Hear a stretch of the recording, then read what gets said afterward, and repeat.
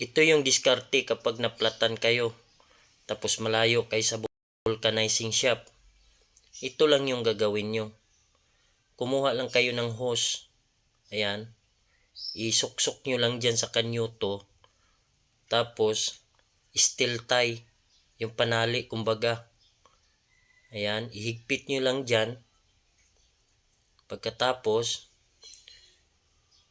yung dulo ng hose, lagyan natin ng electrical tape. Ayan. Napakagandang idea ito para sa mga malalayo sa vulcanizing shop tapos naplatan kayo. Ito lang yung gagawin nyo. Mura lang naman yung hose at saka steel tie. Suksok nyo lang, sabay paandarin nyo yung motor nyo.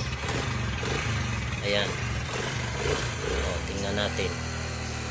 O, diba? At tigas na agad.